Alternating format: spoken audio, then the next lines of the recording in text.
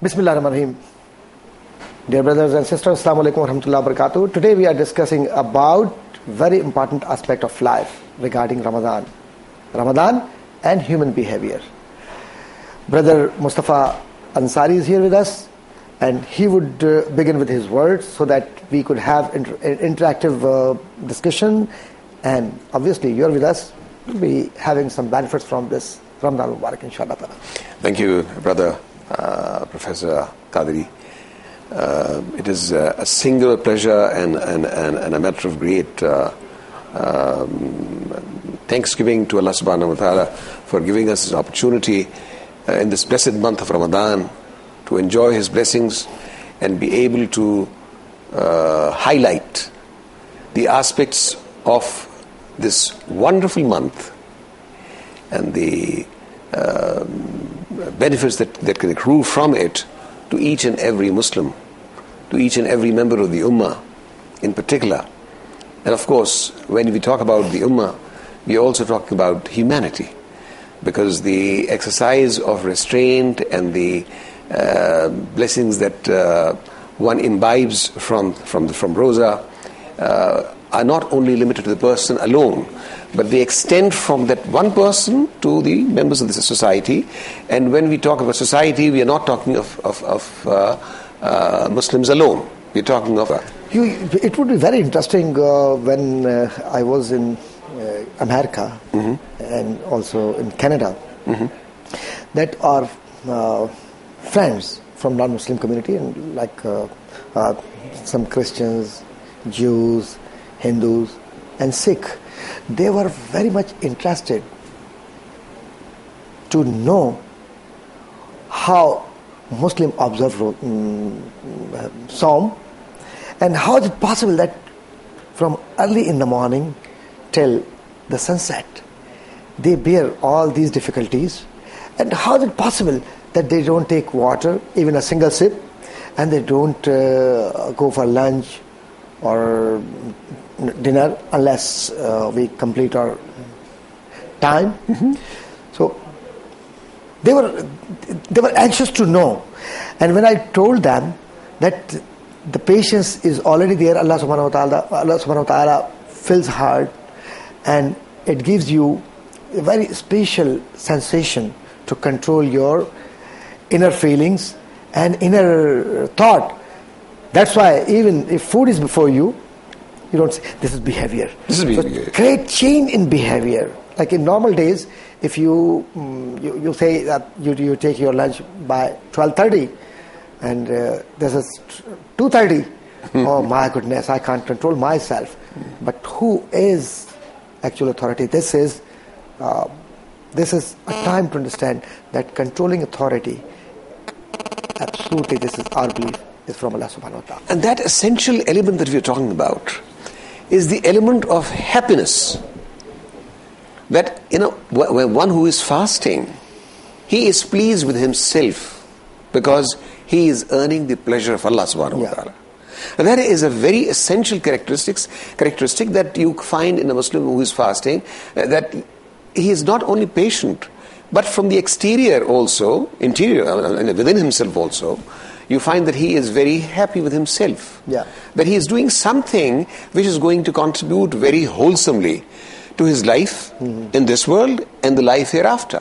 Where Allah subhanahu wa ta'ala has promised to give him rewards which are unlimited, abounding. And Quran says, وَالَّذِينَ آمَنُوا وَعَمِلُوا الصَّالِحَاتِ أُولَٰئِكَ أَصْحَابُ الْجَنَّةِ هُمْ فِيهَا خَالِدُونَ.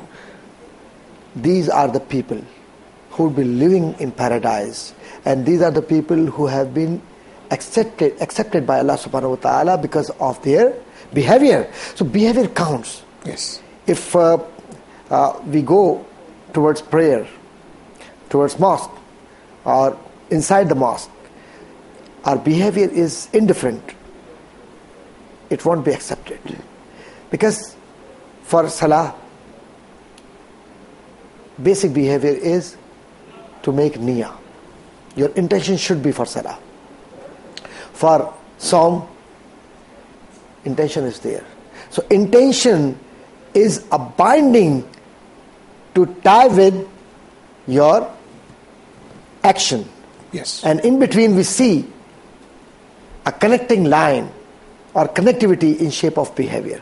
So behavior is most important. Shaitan or Satan, while Allah subhanahu wa ta'ala asked him to bow down, he refused. This was behavior.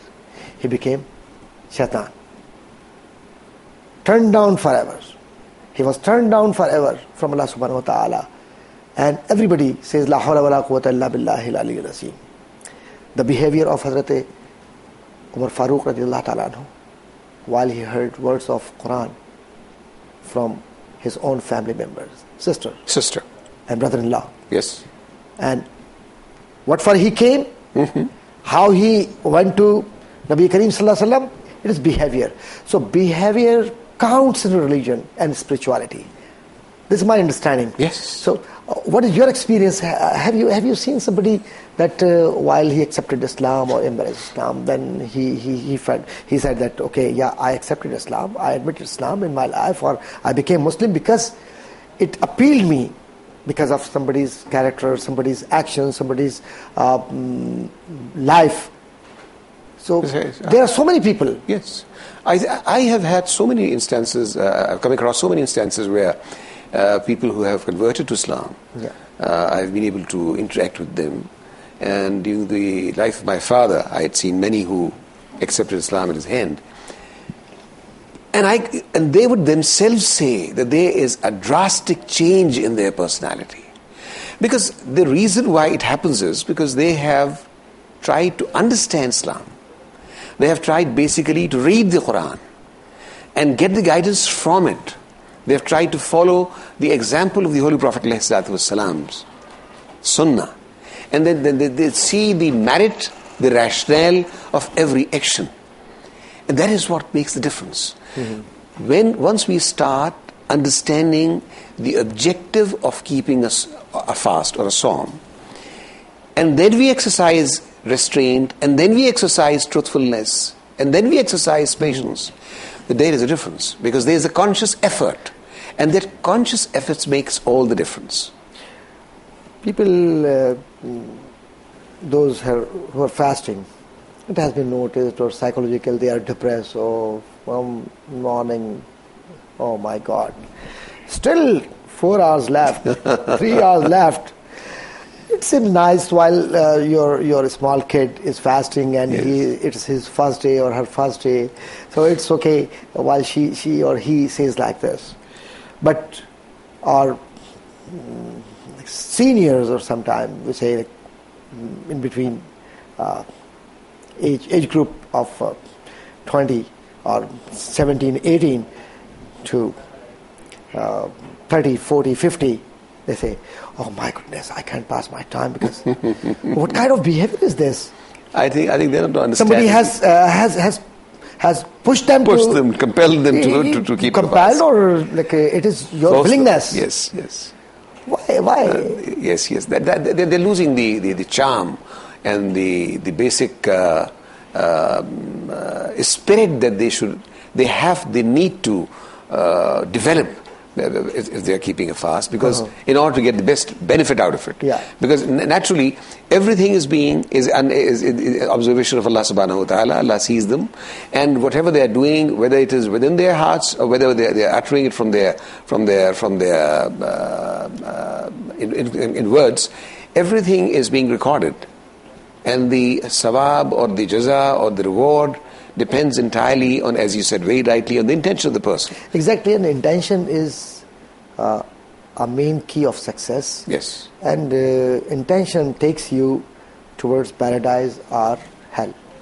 And Quran, everywhere you read Quran, you understand Quran, you will see there are so many terminologies which are self-explanatory and well-defined. And Allah subhanahu wa ta'ala has talked to us, has conveyed to us, communicated properly. And Nabi Kareem sallallahu alayhi wa sallam and his companions have clearly told us what are benefits, how can we get, the resources have been shown, identified, but we are losers. Because Ramadan is there, but it has to. It has to emerge from within you, from your core, because as you said, inside from the inside of you, exactly. Because the attitude is something which is the exterior of your internal conceptual bearing of your basic intents, which is in your conscience. That emerges, that you can see in the attitude of the person. So basically what Psalm is doing to us is that it is creating in us the awareness that we have to mend our ways, we have to mend our understanding, so that through that we are able to control our inner self, our ego, you see, which is one of the most essential. You might have seen, there may be, this may be very interesting, that it's very hard to fast. It's okay. By the pressure of your family members.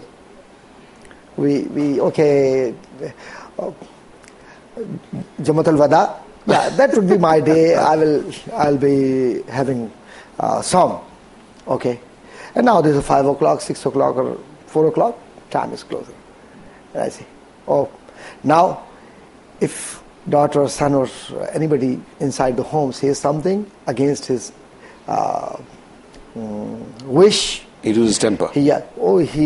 My goodness, he would start with such a manner that he would be blasting. Yes. He would be throwing things inside, calling names, and no care how many people are hearing or listening his voice outside. And that everybody who is inside the home with the same psalm or situation. It's a pity. It's bad. So this behavior must be changed. Absolutely. Because you don't do it. Yes. Because of these people. You are doing it for Allah subhanahu wa ta'ala. Yes, indeed. And Allah is jaza, reward for this. Yes. If you don't change this behavior or improper behavior or ill manners, Allah subhanahu wa ta'ala does not need this kind of ibadat. Yeah. He doesn't need, because Allah subhanahu wa ta'ala is away from all needs. The objective is lost. Exactly. The objective of keeping a roza is not that you're not just trying to restrain yourself from the food only.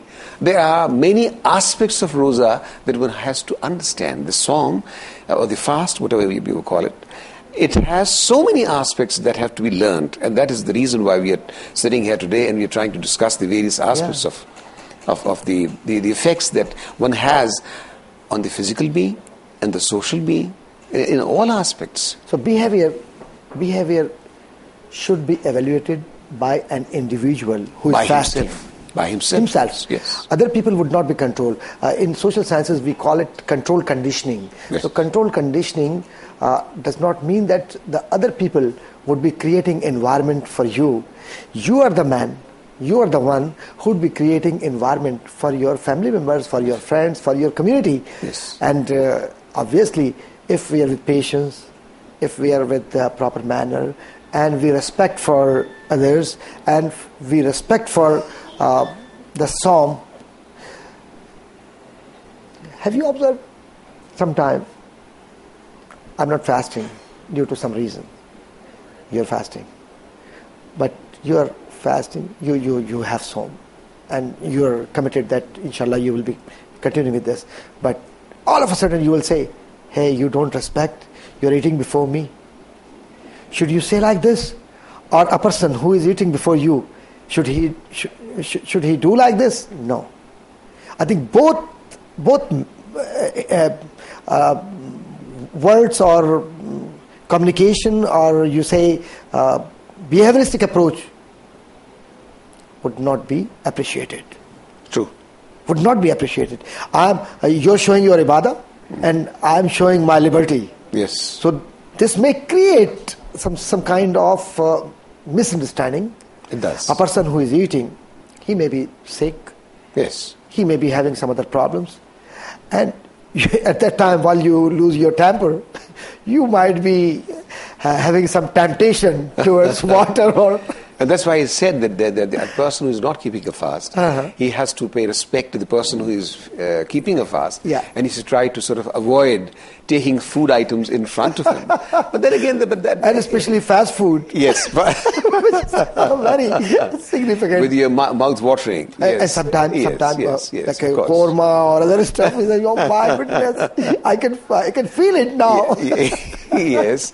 But then again, you see, as you said earlier, you said it also, that we need to understand the objective why we are keeping a fast. Yeah. There has to be a very visible change in the behavior of the person. Yeah. Otherwise, we are losing real benefit of the real benefit, yes, of course. We must know what the real benefit is, because that